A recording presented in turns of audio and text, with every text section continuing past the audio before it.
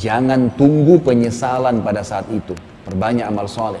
Jangan terpengaruh dengan lisan-lisannya syaitan yang selalu mengatakan, kamu alim ya, kamu begini ya.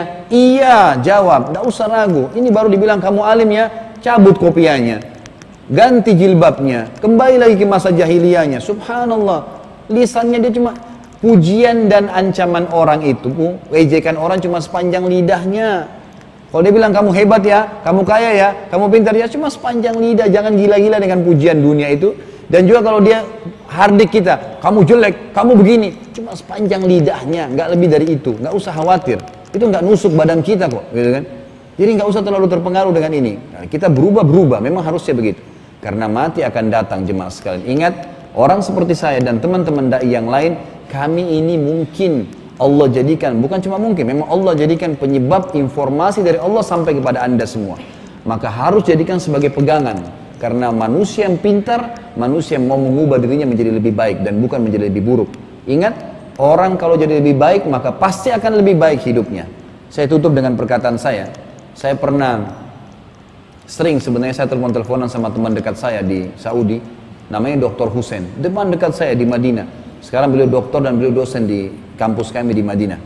Subhanallah, berapa saat gitu kalau dia telepon atau saya telepon sering ngobrol-ngobrol, dan saya pernah bilang, akhi, daripada kita ngobrol hal-hal yang umum, lebih baik kita saling menasehatin.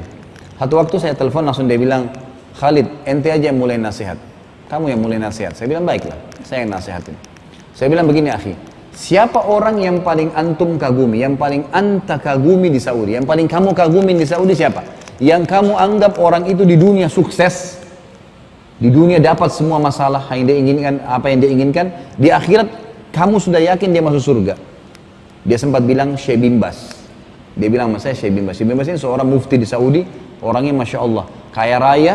Setiap hari itu Syekh bin Baz kerjanya di rumahnya, ini salah satu kebaikannya ya, itu di rumahnya ada tempat di skat, gitu kan, dipasang AC, itu dibuat makanan untuk 600 orang. Di siang hari makan gratis, malam 600 orang, tiap hari 1.200 orang, gratis. Sampai tukang sampah, tukang sapu jalan sudah tahu ini rumah ada makan gratis, rumahnya beliau. Itu dari sekian banyak kebaikan yang beliau lakukan dan tersebar semua setelah beliau meninggal dunia. Subhanallah. Yang jelas dia bilang Syekh bin Baz. Kenapa? Syekh bin Baz ini karena orang alim, kaya raya di dunia, ilmunya menyebar, dan pastilah dengan kebaikan itu kita tahu dengan keyakinan kita di akhirat akan masuk surga, gitu kan?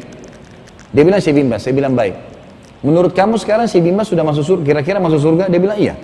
Ini yang kita percaya, ya, dari sunnah Nabi, orang kalau beriman beramal saleh masuk surga. Baiklah. Saya bilang, akhi, ini nasihat saya, dan ini nasihat saya juga untuk jemaah semua. Saya bilang, akhi, Syekh bin Baz sudah meninggal, dan dia dapat apa yang sudah dia lakukan. Apa yang kamu sangka, insya Allah dia dapat tuh. Ilmunya sudah nyebar, dia sudah berikan makan orang banyak, dia juga sekarang sudah, insya Allah sudah masuk surga. Artinya, Allah SWT targetkan hidupnya masuk surga sudah. Tinggal melalui alam barzah, nanti di akhirat masuk surga. Itu Syekh bin Baz, sudah dapat apa yang kamu katakan sudah benar didapat. Tapi yang penting adalah jadikan dirimu seperti bin Baz sebelum kau meninggal. Artinya kesempatan sekarang mumpung hidup, cari orang soleh yang pasti kalau orang sebutin namanya orang harum tuh namanya. Cari diri, jadikan diri kita seperti dia. Jangan kita meninggal teman-teman sekarang, orang mana bersyukur kalau kita meninggal. Gitu kan? Ada orang subhanallah meninggal, orang bilang alhamdulillah dia mati. Gitu kan? Luar biasa. Gitu. Kita mau kalau kita meninggal orang bilang, oh Masya Allah tuh orang soleh, oh Masya Allah dia dulu pernah begini. Lalu ternukil kisah-kisah. Subhanallah, orang yang ikhlas dalam hidupnya itu cirinya kata ulama, kalau dia meninggal, kisah tentang dirinya banyak dinukil nanti.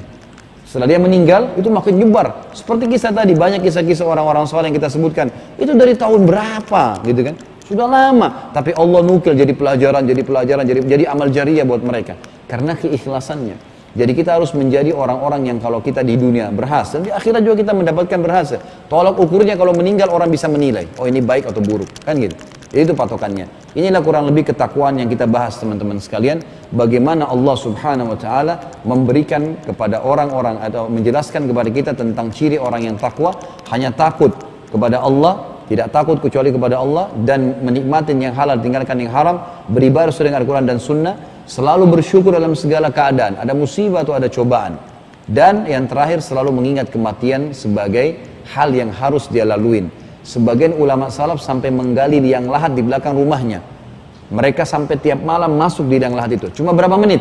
Masuk, kemudian dia keluar lagi. Gara-gara itu nggak pernah ketinggalan sholat tahajud. Jadi mereka bermuhasabah untuk diri mereka sendiri. Saya tutup dengan kisah terakhir, ya, karena ini kalau tidak salah jam 3 kurang 15 harus diberhentikan pengajiannya ya. Jadi kita masih ada waktu 5 menit. Ada kisah tentang kesimpulan dari semua apa yang kita bahas ini.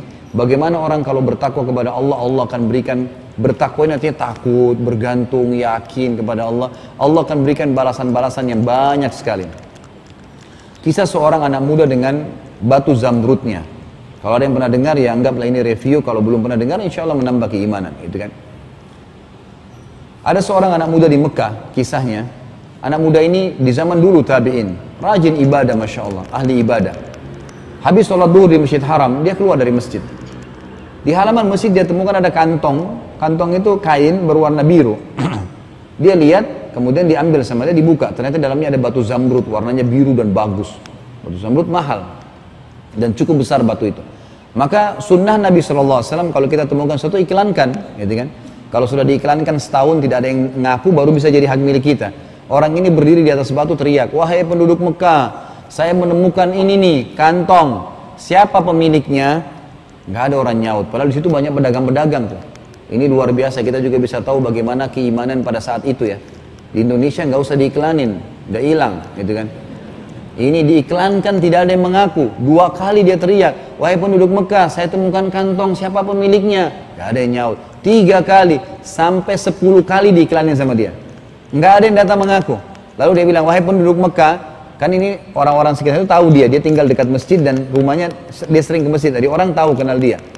Maka dia bilang, kalian tahu rumah saya, kalau ada yang nanya kantong yang hilang, tunjukkan rumah saya. Ini waktu duhur. Subhanallah, menjelang waktu asar, hampir waktu sholat asar, ada satu kakek-kakek datang, kemudian naik di batu yang sama tuh. Teriak kepada penduduk Mekah, wahai penduduk Mekah, adakah yang menemukan kantong saya?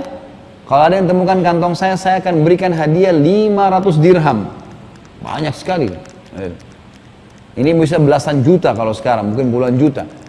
Maka ada 2 kali, 1 kali belum ada yang nyaut, 2 kali, 3 kali dia sampaikan ada yang temukan kantong saya kasih 500 dirham. Nggak ada yang mengaku sampai ada yang datang. Satu pedagang bilang, tadi waktu habis sholat duhur ada si fulan, penduduk Mekah sini mengaku mengiklankan berapa kali temuin kantong. Rumahnya di sana, silakan Anda ke sana. Pergilah dia ke sana. Pas tiba ke sana, diketuk rumahnya, lalu dia salaman sama anak muda itu, lalu dia tanya, apa kau temukan kantong? Gini, anak muda bilang, iya. Anak mudanya juga jeli, dia tanya, apa ciri-cirinya? Katalah, orang tua itu kantongnya begini, batunya begini. Setelah diteliti ternyata betul. Anak muda ini nggak tahu nih kalau dijanjikan 500 dirham. Dia kasih, ini silahkan. Allah sudah ya kembalikan kepada Anda amanahnya. Ini kebetulan saya temukan. Orang tua ini pikir anak muda ini tahu. Dia pun mengeluarkan 500 dirham dikasih. Anak muda itu bilang, apa ini? Dia bilang, ini balasan. Kamu kan menemukan kantong saya. Saya sudah niat mau kasih. Kata anak muda itu tidak. Saya hanya kembalikan karena Allah. Nggak ada urusan ini sama saya, masalah uang. Dia bilang, pokoknya ambil. Saya sudah kasih. Anak muda bilang tidak. Kata orang tuanya, dia cerita, anak muda itu saya pertama kali temuin dalam hidup saya seperti itu. Imannya luar biasa. Nggak mau terima balasan. Nggak mau. Pokoknya ini karena Allah ya sudahlah. Gitu kan. Sudah selesai. Kata orang tua ini, saya keluar dari rumahnya, saya tidak tahu apa-apa. Ringkas cerita, 3 bulan setelah itu, anak muda ini tiba-tiba merasa di Mekah agak sedikit himpit ekonomi, dan dia ingin keluar dari kota Mekah. Keluarlah dia ke Jeddah. Sekarang Jeddah ada pelabuhan dari zaman Umar bin Khattab, sudah ada dulu ya. Maka bahkan dari zaman Quraisy, Umar bin Khattab berkembang. Maka orang muda ini ke sana naik kapal, ingin merantau lah, cari rezeki nanti kembali ke Mekah. Di tengah lautan, kapalnya dihantam dengan ombak yang besar sampai hancur. Dan anak muda ini pun sempat selamat karena bertahan di atas satu papan pecahan kapal. Dia bangun menjelang subuh, terdampar di sebuah pulau. Waktu dia bangun, dia lihat sudah menjelang subuh, dan ada di pinggir pantai itu ada masjid. Masjid ini sudah kotor, ada berlawak-lawak gitu. Dia pun bangun dalam kondisi tubuhnya lemas dan juga dia basah semua. Tapi dia lihat sudah dekat subuh. Dia masuk masjid, tidak ada orang. Dibersihinlah masjid itu sama dia. Kemudian pas masuk waktu subuh, zaman dulu orang bisa lihat dari cahaya langit gitu kan, cahaya matahari. Maka dia pun azan. Waktu dia azan, masyarakat sekitar masjid datang. Dia basah bajunya, ditanya, kamu ini siapa? Dia bilang, saya musafir. Gitu kan, dan saya terlantar, kapal saya tenggelam, saya terdampar. Dikasih dia baju, kemudian dia disuruh jadi imam. Lalu dia imam sholat, suaranya bagus. Memang ini orang penuntut ilmu, anak muda nih. Ada hafalannya beberapa surah Al-Quran. Ringkas cerita, tinggal dia 3 bulan di pulau itu. Karena masyarakat itu bilang, maukah kau jadi imam sini? Karena imam kami sudah meninggal dunia. Ya. 3 bulan yang lalu dia meninggal. Katanya baiklah, saya tinggal di sini, tinggal. Setelah 3 bulan di situ, masyarakat kampung itu bilang, wahai anak muda, kami merasa cocok dengan kamu, kami ingin menikahkan kamu sama anak gadis di kampung ini, kamu mau nggak? Dia bilang, iya boleh, nggak apa-apa. Lalu dipanggillah anak perempuan yang menurut masyarakat kampung itu yang paling terbaik, anak perempuan yang paling terbaik, datang bercadar. Begitu datang ke dalam masjid, ini anak muda di mihrab, perempuan duduk di depannya untuk dilihat wajahnya. Tiba-tiba laki-laki ini kaget si anak muda ini, karena di leher perempuan itu ternyata ada kalung, ada batu zamrudnya, gitu kan. Dan dia lihat ini batu persis seperti batu yang dia temukan berapa bulan lalu di Mekah. Maka dia lihat terus per batu itu. Maka masyarakat itu bilang, hai anak muda, kau zalimi perempuan ini. Kami datangkan untuk kamu lihat wajahnya, bukan permatanya, gitu kan. Maka dia bilang, saya punya kisah dengan batu ini, kata anak muda itu. Batu itu begini, ceritain. Ini cerita 6 bulan lalu nih. Karena kan dia 3 bulan setelah pisah sama orang tua itu, dan 3 bulan tinggal di pulau, sudah 6 bulan. 6 bulan lalu saya pernah temukan ini, diceritain sama dia kain, saya ketemu orang tua. Begitu dia bilang orang tua, masyarakat satu masjid semuanya takbir. Allahu Akbar. Kaget dia, kenapa kalian bertakbir? Kata mereka, apa kamu tahu siapa orang tua itu? Yang kamu kembalikan, yang kamu tidak mau ambil dirham dan kau kembalikan batu permatanya. Dia bilang, saya tidak tahu, kata murid. Kata mereka, itu ayahnya anak perempuan nih.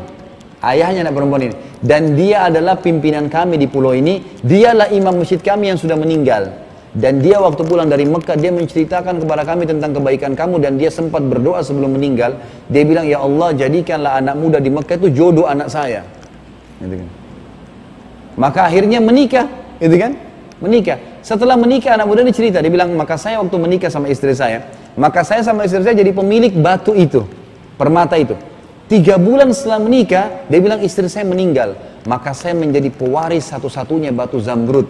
Batu yang tadi dia kembalikan karena Allah, Allah jadikan dengan caranya menjadi haknya dia. Subhanallah. Jauh naik kapal segala sampai ke sana akhirnya jadi haknya dia. Begitulah orang kalau bertakwa kepada Allah Subhanahu wa ta'ala. Semoga bermanfaat, dan mohon maaf saya tidak buka pertanyaan, karena memang saya selalu berharap kalau acara seperti ini, kecuali kalau kajian-kajian umum, itu untuk tidak ada pertanyaan supaya teman-teman pulang dalam kondisi membawa ilmunya, karena biasa pertanyaan itu mengacaukan informasi yang sudah didapatkan. Subhanakallahumma bihamdika asyhadu an la ilaha illa anta astaghfiruka wa atubu ilaik. Wassalamualaikum warahmatullahi wabarakatuh.